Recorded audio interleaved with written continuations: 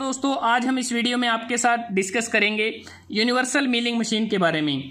यह सभी प्रकार की मिलिंग मशीन में सबसे ज़्यादा वर्साटाइल है और लेथ मशीन के बाद यह सबसे उपयोगी मशीन टूल है जिस पर हम बहुत से मशीनिंग ऑपरेशन को बड़ी आसानी से परफॉर्म कर सकते हैं और इसके प्रयोग से बहुत से मशीन टूल जैसे सेपर, प्लेनर, स्लोटर इत्यादि का इस्तेमाल कम हो गया है। अब बात करते हैं कि जो यूनिवर्सल मिलिंग मशीन है इसमें क्या क्या कंपोनेंट होते हैं। जो मेन कंपोनेंट की अगर हम बात करते हैं तो वो इस प्रकार से हैं। अगर हम देखें यहाँ पर दो तरह की यूनिवर्सल मिलिंग मशीन हमारे सामने हैं।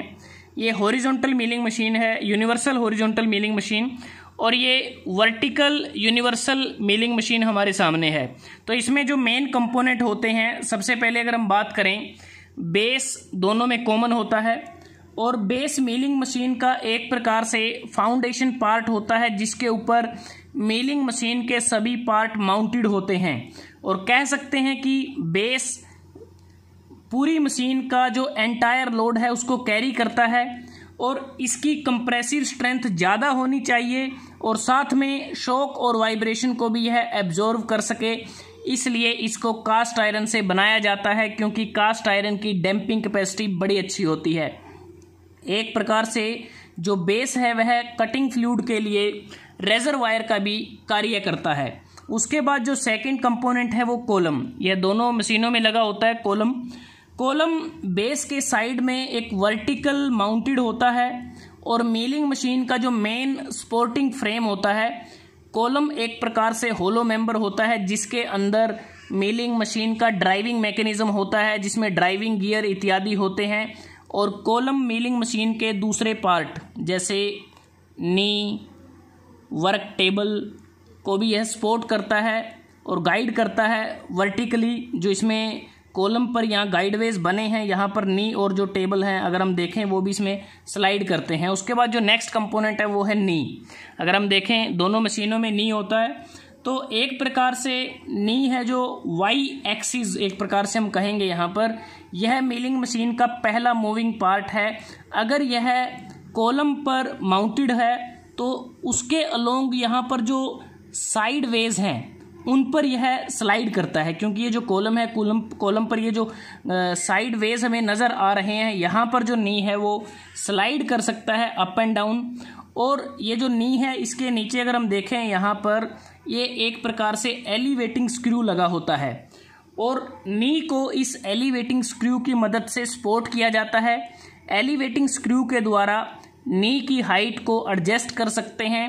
नी टेबल फीड मैकेनिज्म को भी कैरी करता है और नी को हम मैकेनिकली या फिर हाइड्रोलिकली इसको ड्राइव कर सकते हैं।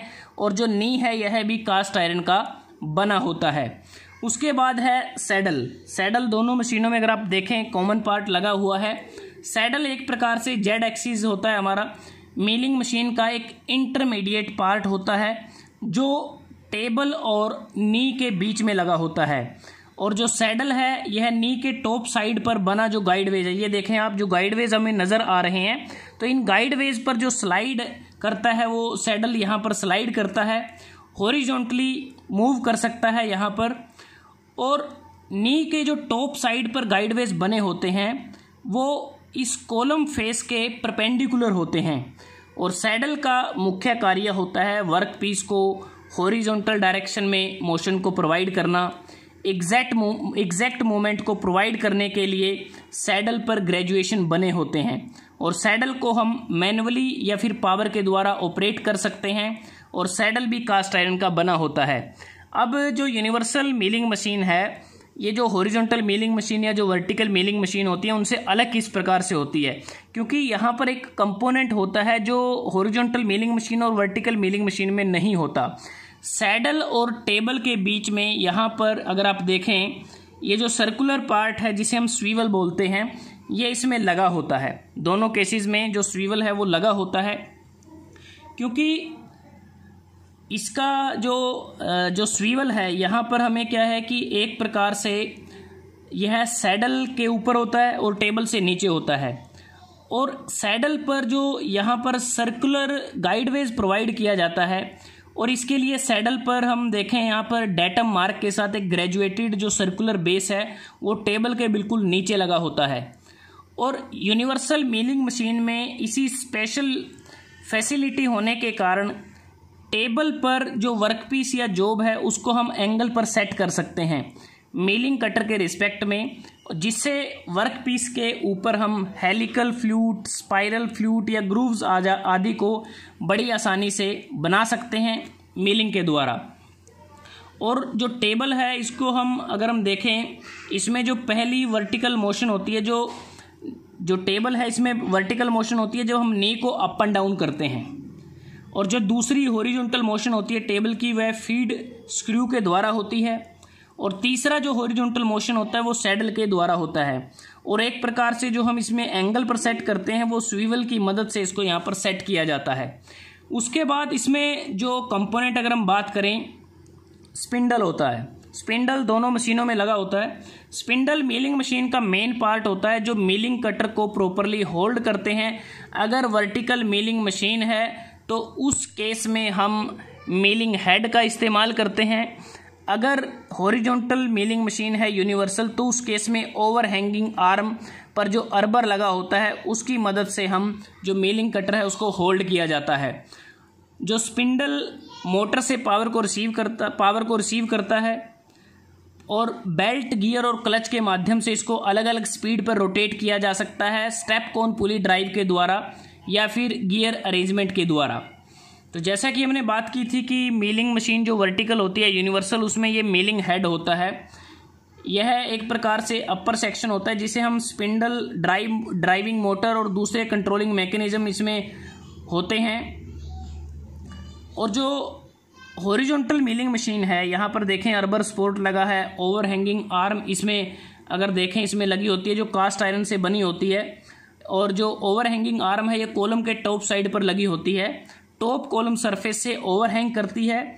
और इसके दूसरे एंड पर जो अर्बर स्पोर्ट यहाँ पर अटैच होता है, क्योंकि अर्बर स्पोर्ट का प्रयोग अर्बर को राइट प्लेस पर स्पोर्ट करने के लिए किया जाता है। अर्बर स्पोर्ट का एक एंड ओवरहैंगिंग आर्म के साथ अटैच होता है, जबकि जो दूसरा एंड अगर हम देखें अर्बर के साथ अटैच होता है। अगर बात करें वर्किंग की, मिलिंग मशीन जैसा हमने बात की एक प्रकार से वर्साटाइल मशीन है जिसका प्रयोग रोटेटिंग मिलिंग कटर की मदद से वर्कपीस से मेटल कटिंग के द्वारा अलग अलग शेप बनाने के लिए किया जाता है।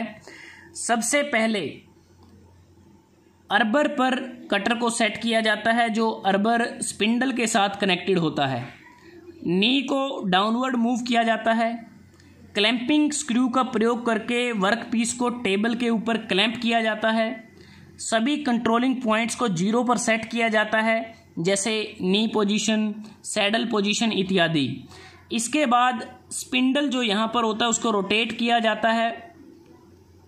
स्पिंडल के रोटेट होने से जो मिलिंग कटर हमारा अर्बर में लगा होता है वो रोटेट करता है। जैसे ही मिलिंग कटर ने रोटेट करना शुरू किया वैसे ही वर्कपीस को मूव किया जाता है रिक्वायर्ड हाइट पर, नी, सैडल और टेबल को मूव करके, कंट्रोलिंग एक्सिस वर्कपीस को मूव करके, जिससे वर्कपीस में हम डिज़ायर शेप मिलिंग कटर के द्वारा कट कर सकते हैं। और मिलिंग कटर स्टेशनरी रहेगा, सिर्फ रोटरी मोशन उसके अंदर होगी। इसके अलावा अगर हम बात करते हैं यूनिवर्सल मिलिंग मशीन की जो एप्लीकेशन क्या क्या रहती हैं, इसमें हम जो स्पर गियर हैं वो बना सकते हैं, spiral, bevel gear, twist drill, reamers, milling cutter इत्यादि इसमें बना सकते हैं। इसके अतिरिक्त जितने भी कन्वेंशनल मिलिंग ऑपरेशन हैं वो हम यूनिवर्सल मिलिंग मशीन पर बना सकते हैं। अब बात करते हैं कि जो यूनिवर्सल मिलिंग मशीन है, सिर्फ एक ही बात हमें याद रखनी है कि इसमें जो हॉरिजॉन्टल मिलिंग मशीन है, जो वर्टिकल मिलिंग मशीन होती है, उनके कंपैरिजन में सिर्फ एक एक्स्ट्रा फैसिलिटी होती है स्वीवल की, जिसकी मदद से हम एंगल पर वर्कपीस या जॉब को सेट कर सकते हैं। तो दोस्तों आज हमने आपके साथ डिस्कस किया यूनिवर्सल मिलिंग मशीन के बारे में।